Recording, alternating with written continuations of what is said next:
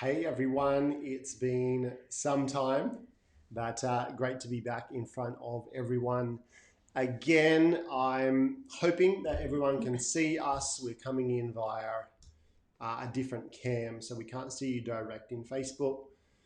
But if you are seeing this, there might be a little delay. I'd love for you to pop in a comment. And let's start with what's going on that's great in your life. What are you grateful for? What opportunities you've got going on.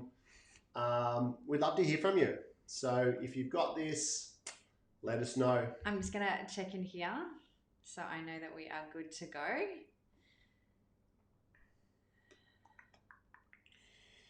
So tonight, a couple of things. The first is we want to go through just a little bit of history, how this group came to be. I know there's been probably a few thousand people who have joined us in the last 24, 48 hours.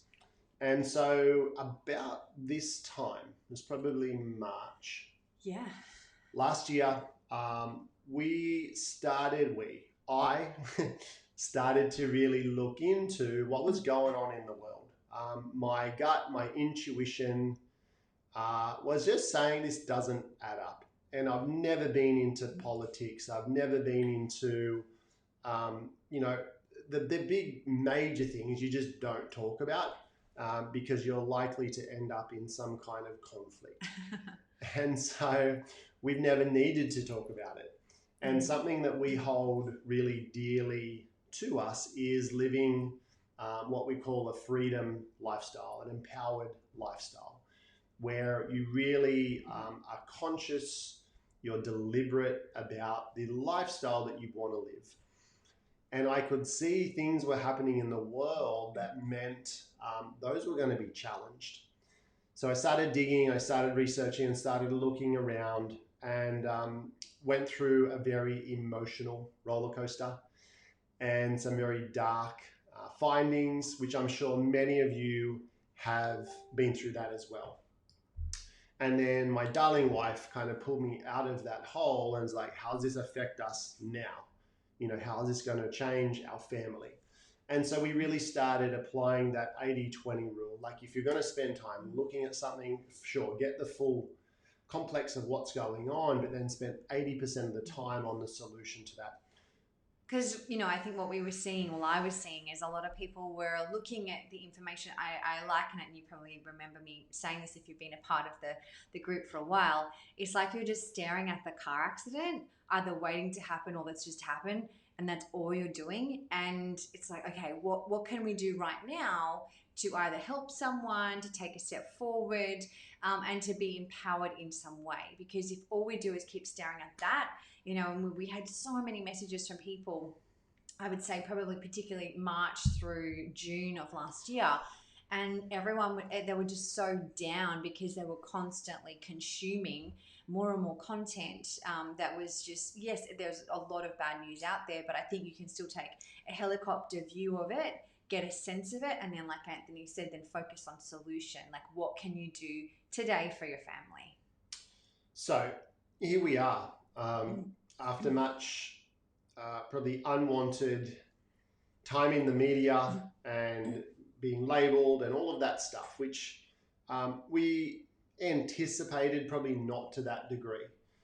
So welcome to Empower Hour. This really came to be because we wanted to share what was on our hearts about the things that were important to us, and just putting our finger on the pulse of humanity and getting a sense this is probably valuable for at least a few other people. We had no idea that it would blow up into 40, 50,000 people and continuing to grow. But I guess just to look at what is important to us, living a life of freedom. And so for me, that encompasses getting to choose how we live, what we do, so long as we're not hurting anyone, harming anyone, we're not being detrimental to our community, that we are able to have, I guess, the human rights, freedom of movement, freedom of travel, freedom to express our opinions. And freedom of choice. All of these things. And so with that, we really started to dive into understanding our rights. And as the saying goes, if you don't know your rights, you don't have any. And then the other things that are dear to us is helping people on the emotional side of that, because so much of the response that people have been putting out there is purely to the very worst that could happen, trying to convince other people about what your opinion is. And you spend so much time. And so one of the things I'm going to dive into is I know a lot of you, you're like keyboard warriors and you're out there and someone posts something or they make a comment contrary to what you believe, and you're just right back in there hitting the tennis ball back. And it turns into this ugly, ugly mess. And you don't feel good, they don't feel good, and no one won. And so what I would suggest is the information we're going to share tonight is really around looking at probably three groups of people. One group of people are very content, they're very happy with how things are going in the world. They have a lot of faith in their government. They don't question anything. They're very good at following directions. And know what? That's fabulous. Let them be.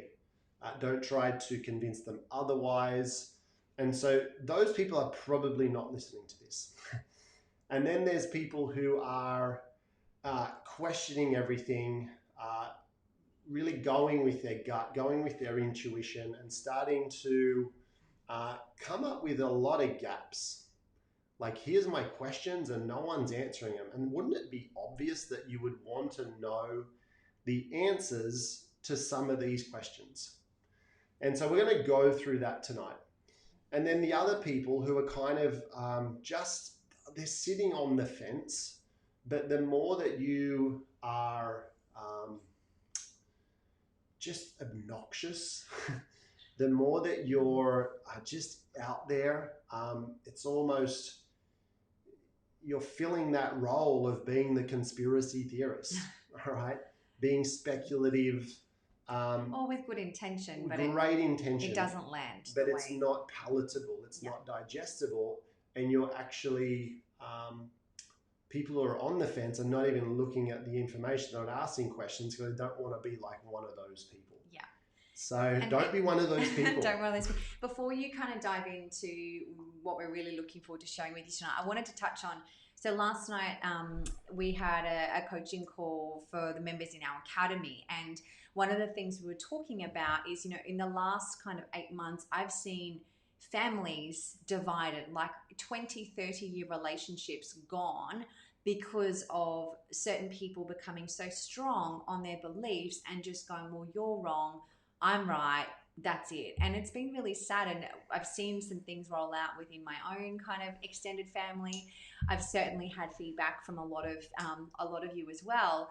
And I think that's when you do just kind of need to get to a point where you can hold your posture, where you know in your heart of hearts what you stand for yourself and for your family, but you don't need to fight about it and argue your point with people, because sometimes it absolutely is going to fall on deaf ears. It will cause divide when, in the scheme of life, you're like, that could have been, the next 20 years of relationship, but because of this one belief, it's changing everything.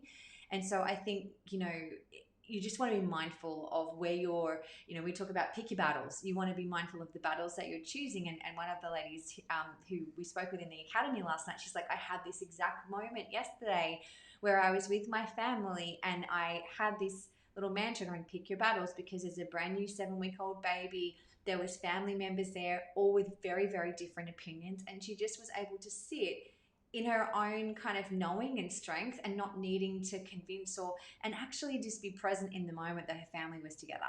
And so I really hope that you do more of that as things transpire and things, continue to unfold with wherever home is for you, because that's when you're really in a place of power. And then people, if they want to know, that they'll definitely be asking because they know where you stand, but you don't need to kind of prove it to them and it become a conflict all the time. Yeah, who you are speaks so loudly, I can hardly hear what you're saying. You hold yourself, every ounce of your being knows the truest of truths for you. And you're not out to convince anyone, you're not out to make a statement. It's purely just you're on your path, and that's attractive to people. People are looking for certainty. They're looking for leaders. And so if you feel that you're starting to try to convince someone, just stop. Okay? It's like they're being sold to. And so they shrink away from that. And so one of the key things is just to ask really good questions. And the challenge with that at the moment, social media, they've been very bold in their broadcast lately, just saying if you ask certain questions about certain topics, we're not a fan of that. We'll just come and shut you down. And so that's where I encourage you that if you are not following us via other means, please do so. Yes, we're on Telegram. Yes, we're on all sorts of other platforms, but it's more about having connection through email so we can get things direct to you. So some of the information we're going to share, some of the documents, the questions to ask, they're best going to be found. I have no idea if we'll even be here tomorrow, which is, if I could just speak into that briefly, we've made our livelihood through Facebook. You know, a lot of the business, the network that we've created has come from this platform. And so even us just talking about this, we had this discussion, and Kate would probably prefer that we weren't talking about this. That I said, you know what, so be it. If that gets shut down, we'll find another way. There'll be other things we can do. But I really believe that the information we can share can take so much stress, so much pain, so much worry, frustration, anger, relationship breakdown, and put people in a sense of empowerment, a sense of ease. Mm-hmm. So it's up there on the screen if you're watching this live, empoweredlifestyleacademy.com /connect. So if you go there, you'll be able to see a little bit more about us, join our email list, and things like this we will continue to do, and we can get out to you. Yeah, and there's also, when you do that, if you pop your email in, there's a empowered guide that we put together, which will help you with some things that you can start to implement as well. So yeah, if you want to stay connected with us, because we don't know what will be happening with social, jump in there, and I'll pop that in the title of this live as well. So again, empoweredlifestyleacademy.com /connect. Yeah, awesome. So let's get into it. In our academy, we started it, I don't know, probably 6-8 months ago. And it's around the 7 laws, LORES, of living an empowered lifestyle. It's been a beautiful experience because people who want to dive into this journey with us a little bit more intimately, we can actually go into a lot of really cool topics. But just the other day, someone from our academy messaged me and said, hey, here's a document that I've put together. And I don't want my name to it. You can put your name to it if you want. I'm not going to do that. It's not mine. But he wanted to stay anonymous. And it was so beautifully written. And it really, I guess it epitomizes everything we stand for. It's not coming from this is right, that's wrong. It's just asking questions. And so tonight I wanted to talk through the document. And for a couple of reasons. This is not a doctor. This is not a lawyer. This is someone who has just done their own research. And I know there's a lot of slander at the moment going, oh, just trust the experts. Yet Bill Gates will get up with no medical training as an expert. And your access to information is as good as anyone else's. And your ability to look and decipher and spend time. And so even if I put up here and it doesn't feel right to you, you have every opportunity, every chance to go do your own research. But what I would suggest is to do some research, right? Don't take other people's opinion, don't take other people's line of narrative or questioning, including ours, okay? But what I want to do is pop this document up, talk through it, and then we'll make it available to you so you can either use it in its entirety or use parts of it. And then we have more like this to come, okay? So we'll end up loading it into our Facebook community. I know some people are not on Facebook anymore. We're going to be uploading this video to our YouTube channel as well. And we'll email the document out to everybody too, so you've got that in your inbox. So in case anyone's wanting to know where to find it, we'll make sure it's available to you all. Okay, so I'll pop it up. So the scenario is this. Yeah, you can pop it up. Okay. This gentleman is in the age bracket where he was first in line to be offered the pending vaccine. So he says, "Thank you for your email advising me that I'm eligible to receive a coronavirus vaccine free of charge. I really appreciate you contacting me about this opportunity. As with everything I choose to eat, drink, intake, or otherwise put into my body, I like to fully understand three things: what I am doing, why I am doing it, the benefits, and what the likely consequences, the risks are of making that choice. Consequently, I've done a lot of research into various coronavirus vaccines, their reported side effects, and the approval process. Despite my extensive research, I'm unable to find any scientific studies which clearly prove that any of the approved vaccines either prevent a person from contracting the coronavirus, are effective against new or future strains of coronavirus, prevent an infected person from passing the virus on to another person, are effective for more than a few months, to the degree which the vaccines are effective, if at all, which can be backed up by actual factual results, that they reduce the health requirements for social distancing, they reduce the health requirements for wearing a mask, and do not have long-term adverse effects." So let's just pause there for a moment. If you are asking those questions, wouldn't you think that it would be reasonable to see that there's actually some research done around that? And maybe there is. Maybe there is. I don't know. That's the honest truth. And I would, if I was you, if I could recommend, to come from that going, I don't know. And that's okay to say that. But would it be okay if you could share that with me? And if it's available, don't you think that it would be kind of accessible?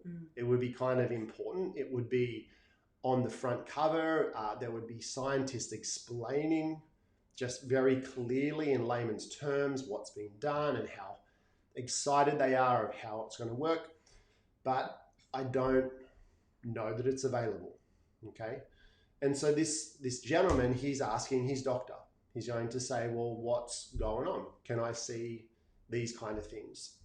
And at the moment, if you ask those questions, you're labeled as a conspiracy theorist. You're labeled as an anti-vaxxer. When you're not saying that at all, you're just saying, I'm actually, if this was going to help me and my family, of course I would go ahead and take that. If you can show me unequivocally, this is amazing, it's going to be the savior of humanity, I'm all in. So if we can go back to the document, please. So he says, the only benefit of receiving the COVID vaccine that I can determine with some degree of confidence is that it may reduce the severity of the symptoms, which to me is not a compelling reason to be vaccinated. So if it doesn't protect me and others from infection, what's the point of having it, is his question. Since I have no medical training or qualifications, I would like to carefully consider your written responses as a medical professional to my questions below to enable me to make an informed choice about receiving a coronavirus vaccine. I'm sending this to you as a Word document so you can type your responses directly into my document and use as much space as you require for your responses. Since I will want to verify your response as a medical professional, I respectfully ask you to provide me with medical, scientific references for your responses. Responses such as "we believe," or "it's generally accepted," or "the health authorities state," etc., etc., carry absolutely no weight for me in making a decision whether or not to be vaccinated. Please understand that I am looking for scientific proof in order to make an informed choice to provide valid consent. My understanding is that the vaccination program is being carried out at the direction of the Australian government in accordance with the Immunisation Handbook. And so there's a link in the document where you can go to that, which says under the heading of overview, all vaccines, I quote, all vaccines must be administered in accordance with the relevant legislation, best practice, and the guidance and recommendations in this handbook. Under the heading valid consent, it says in highlighted, I quote, valid consent is the voluntary agreement by an individual to a proposed procedure which is given after sufficient, appropriate, and reliable information about the procedure, including the potential risks and benefits, has been conveyed to that individual. As part of the consent procedure, people receiving vaccines and or their parents or carers should be given sufficient information, preferably written, about the risks and benefits of each vaccine. This includes what adverse events are possible, how common they are, what they should do about them. Table side effects following immunisation for vaccines used in the National Immunisation Program schedule can be used to inform valid consent. And it says criteria for valid consent. For consent to be legally valid, the following elements must be present. It must be given by a person with legal capacity and a sufficient intellectual capacity to understand the implications of receiving a vaccine, must be given voluntarily in the absence of undue pressure, coercion, or manipulation. That's probably worth reading again for yourself. I'm going to say it again. It must be given voluntarily in the absence of undue pressure, coercion, or manipulation. 3, it must cover the specific procedure that is to be performed. Number 4, it can only be given after the potential risks and benefits of the relevant vaccine, the risks of not having it, which if you want to go to the CDC website, you can see the true statistics that have been changed a few times, but fall in, depending on your age category, somewhere between 99.3% to 99.9% survival rate when you get the virus.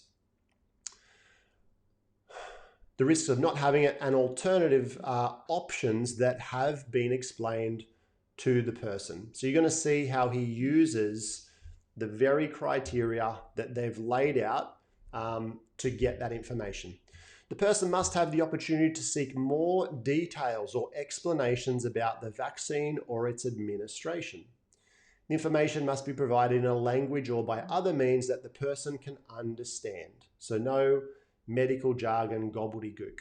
Where appropriate, involve an interpreter or cultural support person.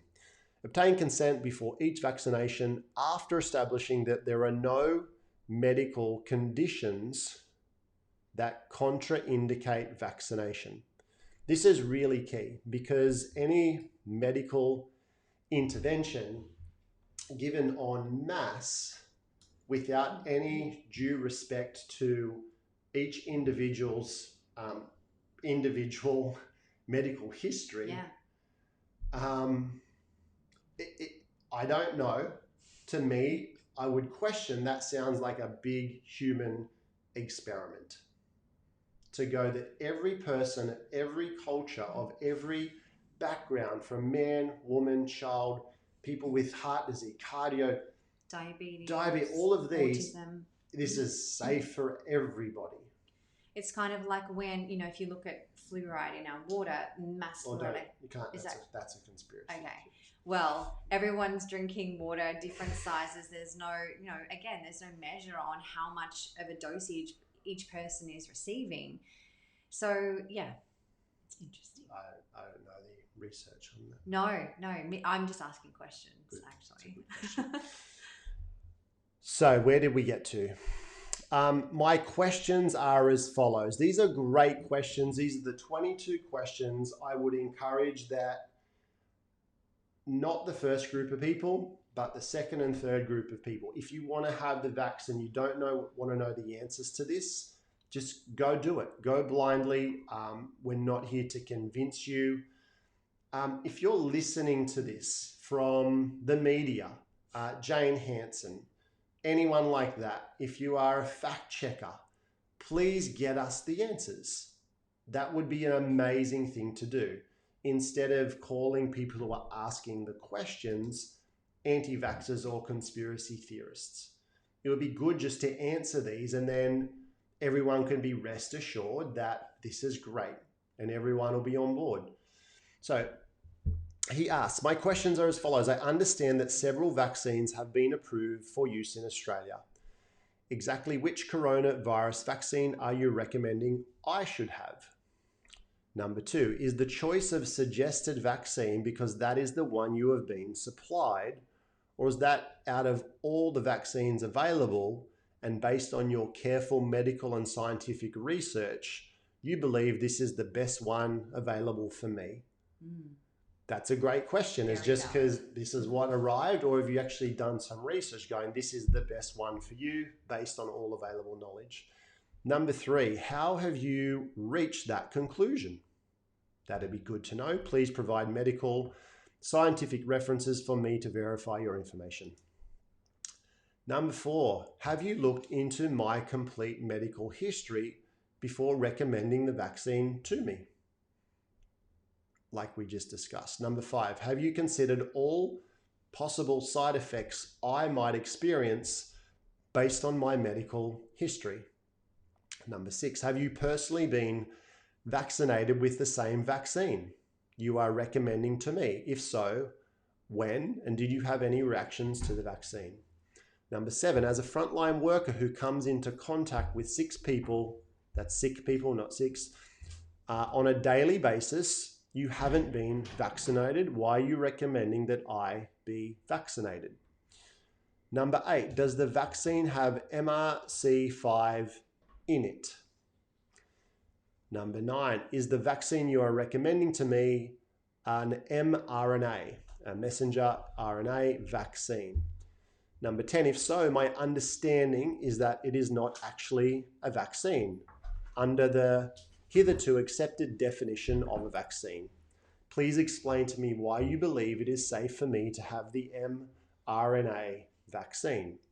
So if someone's administering this, this is going to sound, do I say it? Oh, Kate's saying no, maybe another time. But if you think about, which means I'm still going to say it,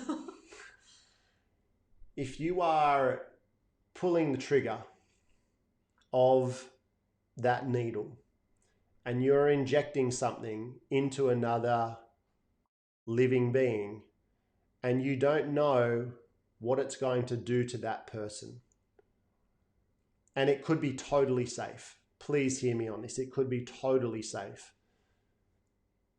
But how do we know if we don't have the information, if there's no long-term data, if it's just not available? And I hope it is. And please, the purpose of this video is for it to be revealed. I would love to see that again, so we can all be rest assured.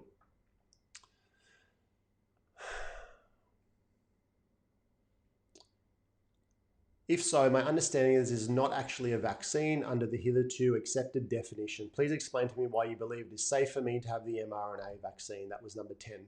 11, what are the risks and long-term effects of messenger RNA vaccines?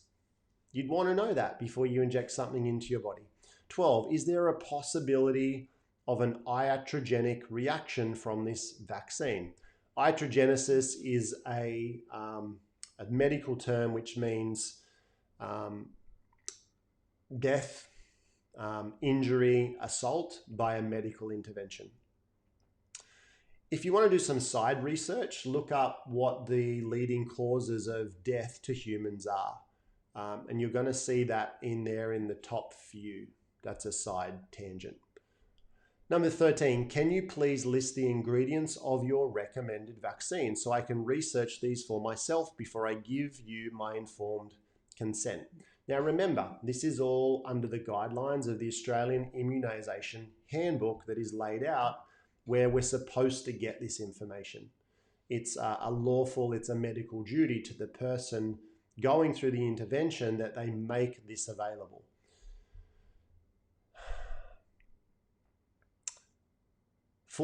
In particular, I'm interested to know which of the following fillers or adjuvants are used in your recommended vaccine. I'm not going to go through them all. There's a long list there which are commonly added to other vaccines. And then if you start to do the research on those different fillers, you'll come to your own conclusions. Again, I am not saying this is safe or unsafe. This is about asking the questions. 15.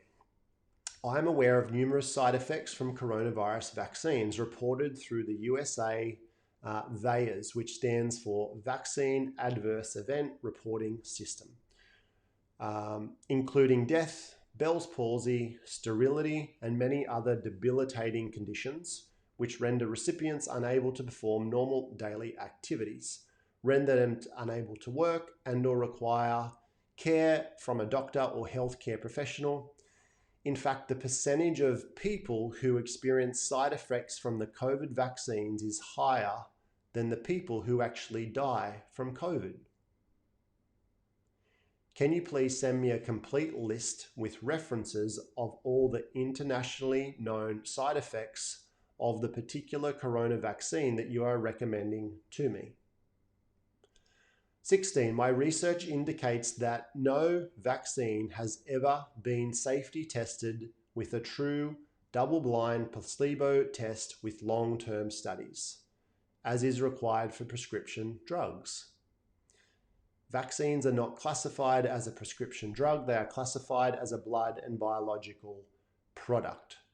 The testing that vaccines undergo is far less than for prescription drugs. Instead of being tested with a double-blind placebo test and with a long-term study, a new vaccine is tested against another existing vaccine to see if the side effects are about the same as with the existing vaccine.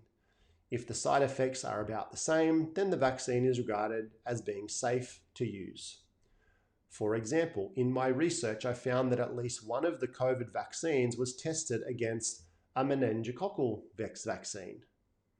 As I said earlier, I have no medical training or qualifications. However, to me, as a layperson, that is like comparing strychnine and arsenic and drawing conclusions about the safety of one substance based on the fatality rate of the other.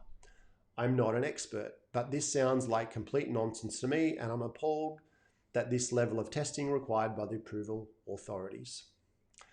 If my research is correct, and given that as a doctor you are presumed to have taken the Hippocratic Oath, do no harm, can you please explain why you think it is safe for me to be vaccinated?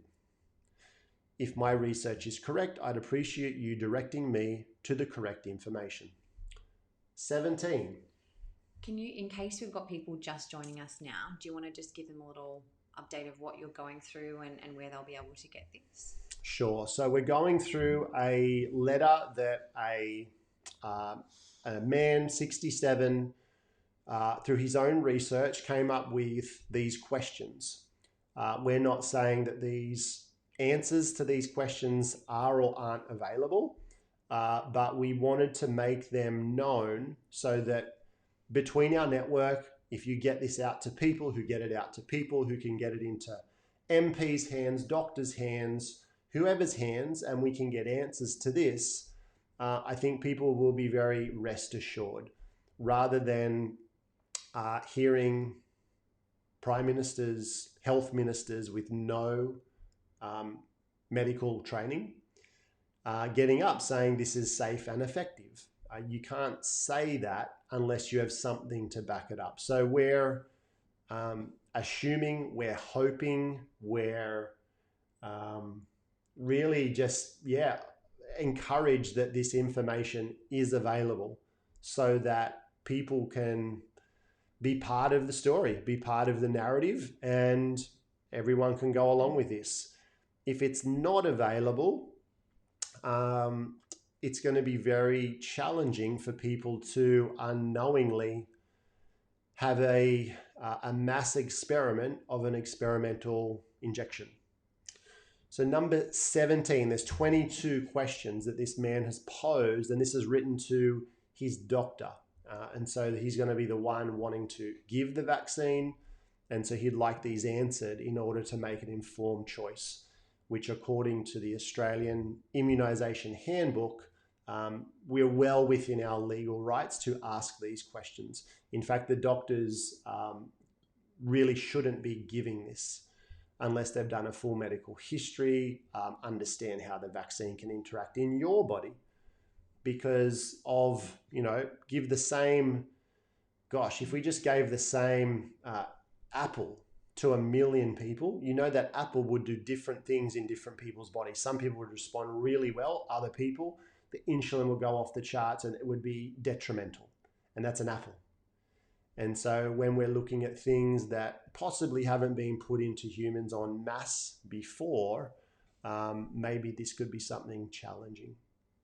So up to 17, my understanding is that there is a major difference in the way that my body can process a drug or chemical which is ingested through my body's immune system and one that is injected into my body.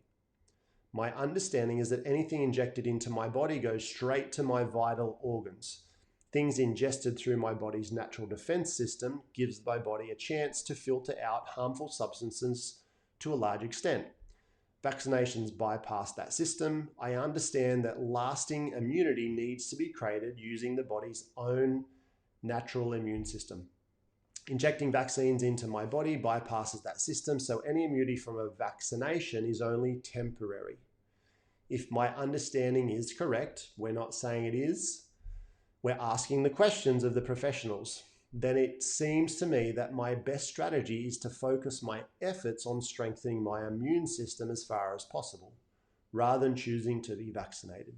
If my understanding is not correct, please explain to me why I am better off having a vaccination and which vaccination you think is best one to have and why. Please detail for me the research you have done to arrive at that conclusion so I can learn from your knowledge and experience. So when people are getting on the TV, members of parliament going, the science is settled, that's fantastic. It doesn't really make sense because the act of science is asking questions. So setting a hypothesis going, I think this could be true, let's ask a question. So science is always evolving. If the science was settled, how could you come up with a new vaccine? It makes no sense saying the science is settled.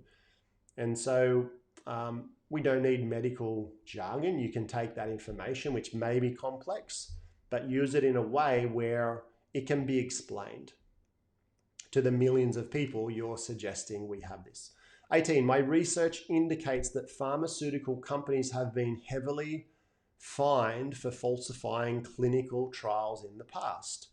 For example, thalidomide, just to name one such instance. And so if you're not aware of the thalidomide story, it was for morning sickness. Totally, we've done the trials, it's all safe, off we go.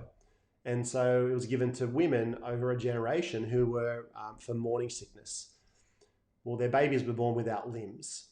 Okay, major challenges with that.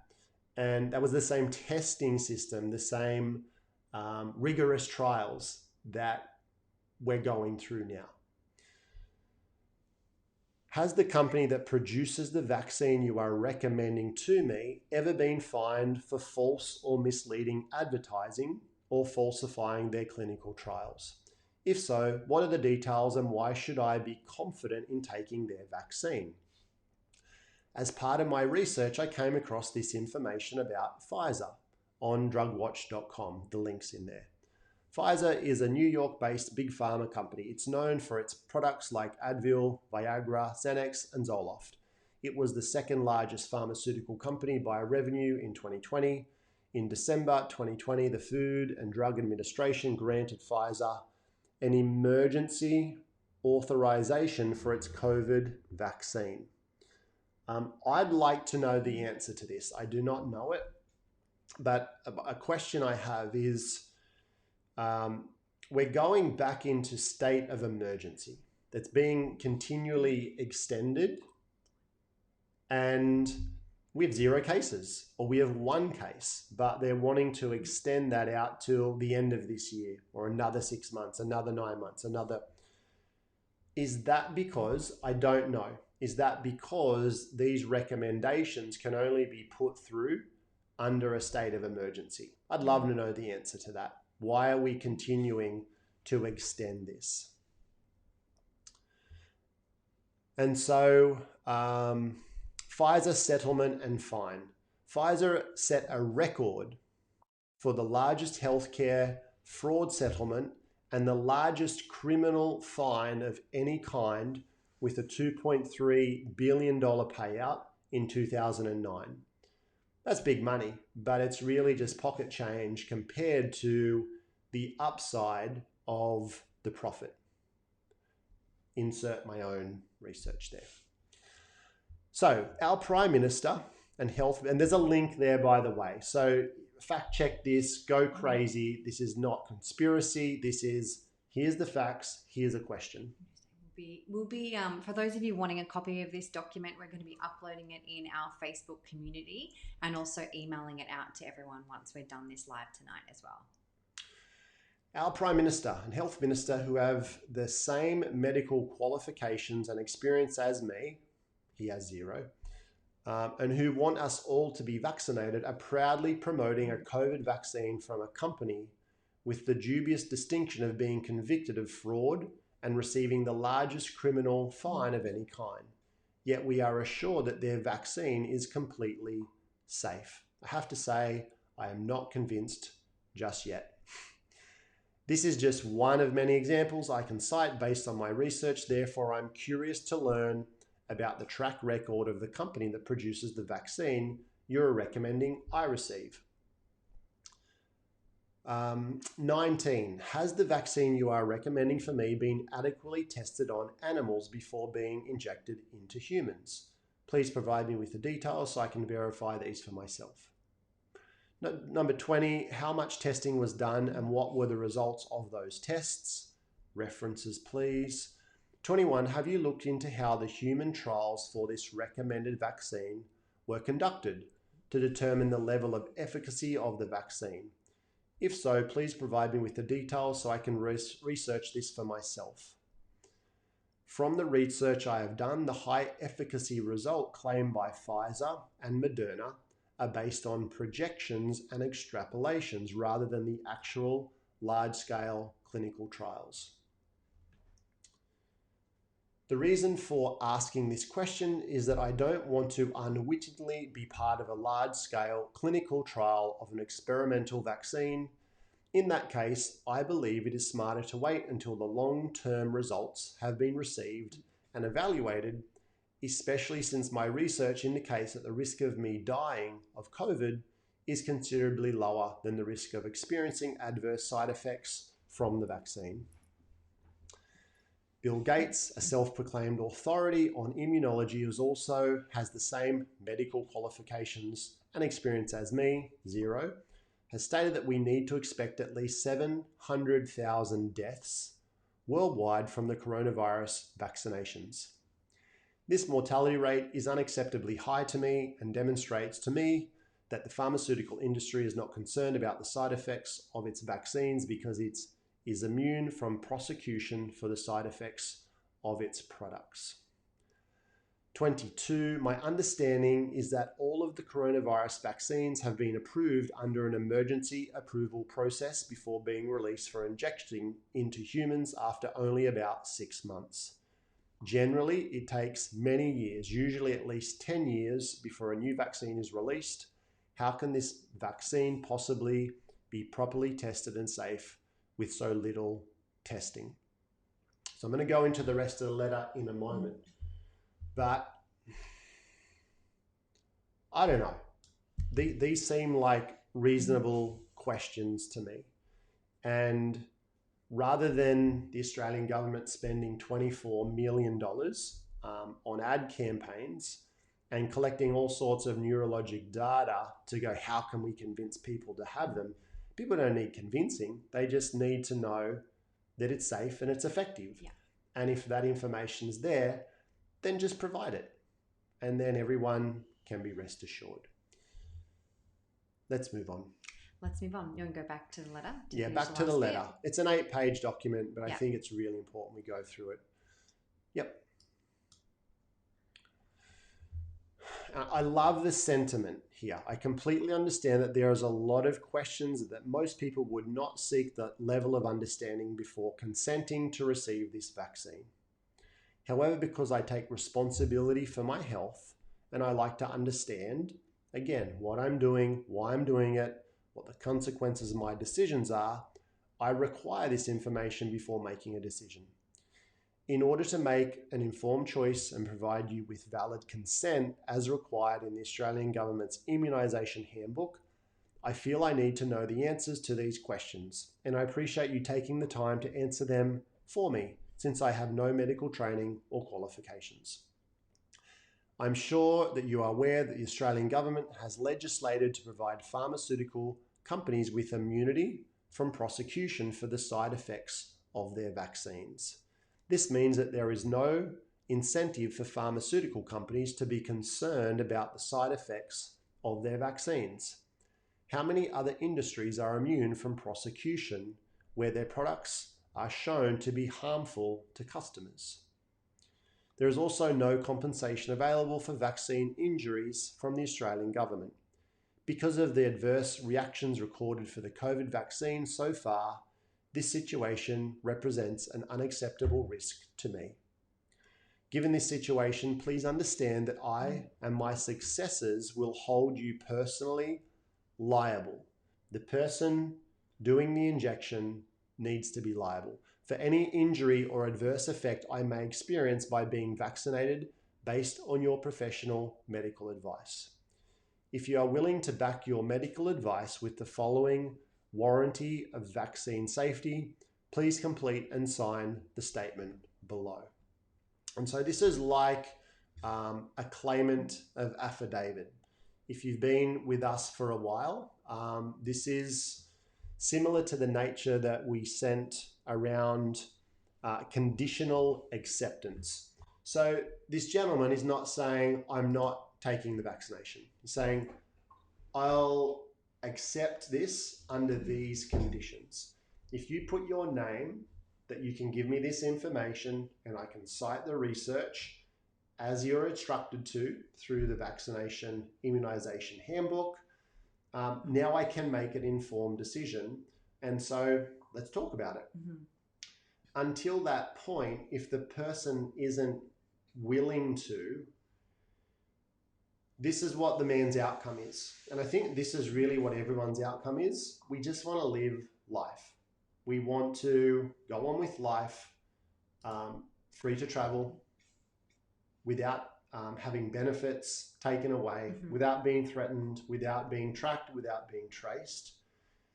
And so in order to do that, it's becoming very evident. Last year it was a conspiracy theory. Now it's front page news about COVID IDs, being able to travel, being able to, and I really want you to think the best, but prepare for the worst.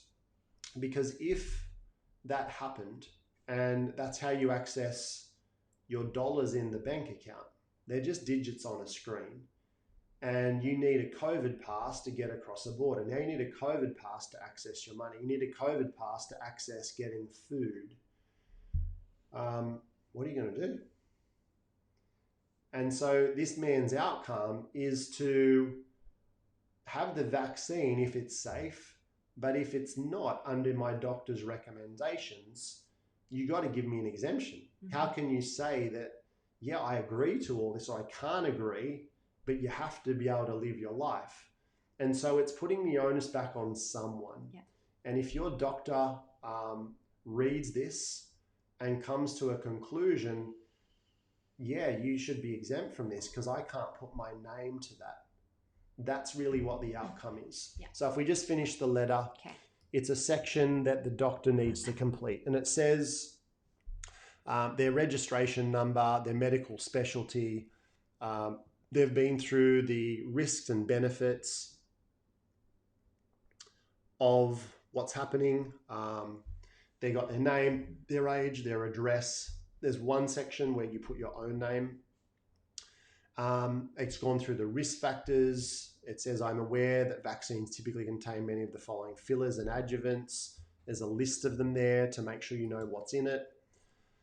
And it says, I hereby warrant that these ingredients are safe for injection into the body of my patient, with your name.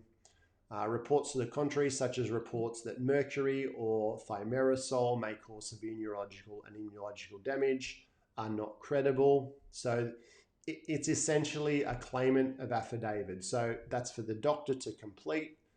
And then if something happens, you've got everything there.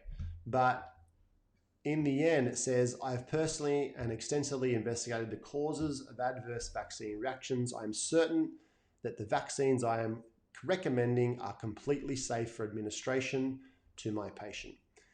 In addition to the recommended COVID vaccination as protection against the above cited risk factors, I've recommended other non-vaccine measures to protect the health of my patient, and have enumerated said non-vaccine measures on Exhibit A. And so this goes into things like your ivermectin, your hydroxychloroquine, your zinc, where if you think back to, again, that was if you said any of those drugs, you were crazy, drinking bleach. And the same media outlets a few months later are going, yeah, these actually work. CDC have changed their stance on it. Doctors have done a backflip, but the narrative's already been run. The vaccine's already been released. So it just alludes to that as well. So there's a place there that they can witness that. So I think it's a brilliant document for a number of reasons. One, it just asks good questions. Still need it up? Last page, if we can just have a look at that. Yeah. And so as it says, I am not refusing to have the vaccine. In order to provide valid consent, however, I request answers to my questions. If in your professional opinion, I should have the vaccine, as well as the completion of the warranty of vaccine safety. This is the key. If you're not willing to back your medical advice with the above warranty of vaccine safety, and or if in your professional medical opinion you believe that the COVID vaccine is not appropriate for my situation, I ask that you provide me with a medical certificate to the effect and make a notation in my medical records as well. Which means that, I'm not requesting the medical certificate as a statement of my fitness to work. I'm requesting a medical certificate that says you have considered my medical history and the potential side effects of the vaccine, and that if in your professional opinion you do not recommend a COVID vaccine for me, that you'll institute a vaccine passport to identify people who have been vaccinated, or it will allow them the freedom to still travel if they've got that medical exemption. So, do we know if this is going to work? Not at all. But I thought it's a great place for people to start, because let's say best case scenario, the research is out there. It's reputable. It's been done. It's been double-blind, placebo, independent studies. It's all there. And we were just overzealous, overprotective of our health, overprotective of our children. And now the information's there. All the celebrities and the MPs and the $24 million marketing budget. It was just extra reassurance to support the science that's settled. And so I hope this goes far and wide. I hope we get the answers to those questions. And if not, I hope that the doctors out there who are delivering the injections read this.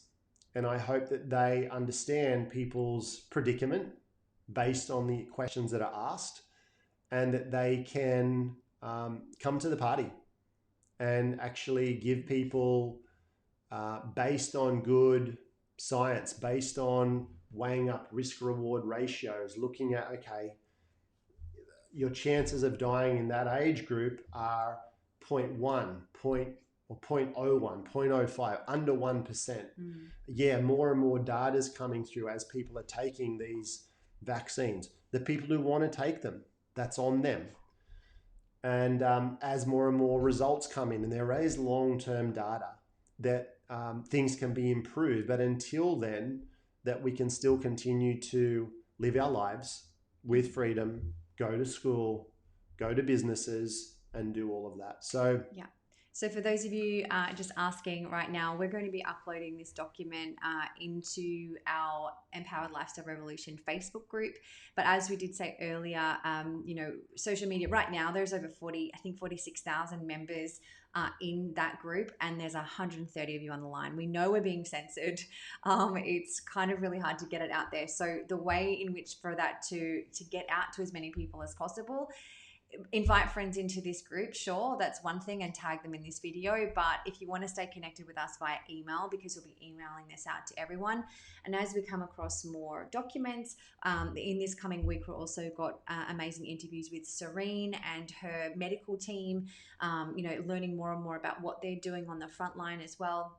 So we're going to be bringing that to you, whether that is on Facebook or through different mediums. So you can connect with us at empoweredlifestyleacademy.com/connect. Pop your email in there and we can stay connected with you that way as well.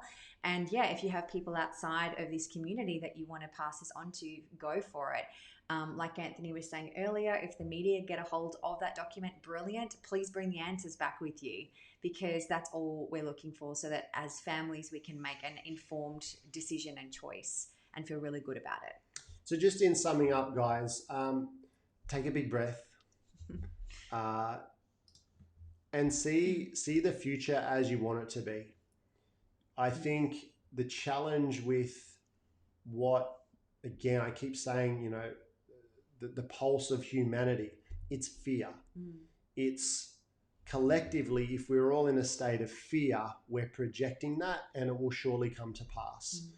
But if you're seeing, you're standing in your power, you're standing in your strength, and you're continuing to live life. It's not, don't go out there looking for fights. Take the path of least resistance. Continue to live your life. This gentleman who shared this document, I wish I could give him the accolades, but it's not why he's doing it. He says, I just want to live my life. He really values travel. And he was sharing that he gave this document to a reputable lawyer friend of his, and he's like, I could not improve that. That's tight. And so I'm really curious. And he wasn't an informed lawyer. After reading that, he's like, oh, I didn't know half of that stuff. And so I'd be curious to see any doctor that does sign that. And if they can't, how can they not give you an exemption? And so he took a flight from Bundaberg to Norfolk, and he didn't want to wear a mask, and it was mandatory on the flight, but he had produced a document that he showed people, and yes, sir, no worries. And so he's just a lay person, but he's done the research. We've got another lady from our academy who's scoured what people are doing across the world as far as remedies and bringing that back to us. So there's more to come. That's enough for you to digest, but around businesses and putting them on notice about COVID, having to fill out certain things to go into businesses, into schools. There's documents in process. And so this is the place to get them. They're not mine. We are the conduit. We're just kind of reaching out and kind of bringing the best resources we can for you guys. And I think it's important to do things in a way that isn't emotive and elated, or just having that place of calm intensity, I think, is really important to be, because that's when you can influence and make decisions from a calm place, not an angry or emotional one. Absolutely. So thanks for connecting, guys. Thank you for all the love and hearts and all of that cool stuff. We're not doing this for the accolades. I just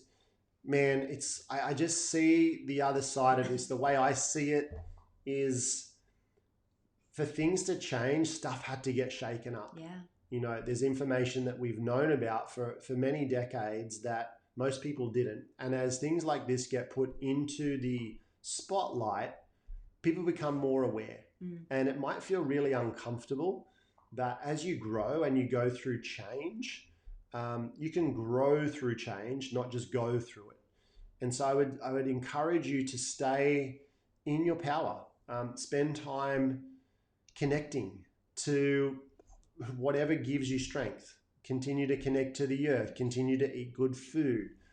If you're sitting there just scrolling through all of the crap that's going on and that's what's filling your mind, you're at the cause end of putting yourself into a state of worry and fear and doubt. That's it. Take the notifications off your phone, delete the app, do whatever you need to do just to, you know, be present with the people around you. And like we were saying earlier, pick your battles and choose where you're going to put your energy and be really deliberate with that, because our time and focus, that's limited. And so you can either put it in a place that's not going to have you feeling good or empowered, or in a place that will. So you get to choose that every single day. All right, team. So this has been Empower Hour. We are right on the hour mark. Have a great evening. We look forward to connecting more. This will be part of our podcast as well that we've put together on many different topics around parenting. You know, we've chosen to homeschool our children through this, so we're very passionate about that. Our background for the last quarter of a century has been in wellness, and so we've made movies and books and all sorts of stuff. So we're passionate on all those things. So if you want to stay connected, join us at empoweredlifestyleacademy.com/connect. Thanks, everyone. Good night.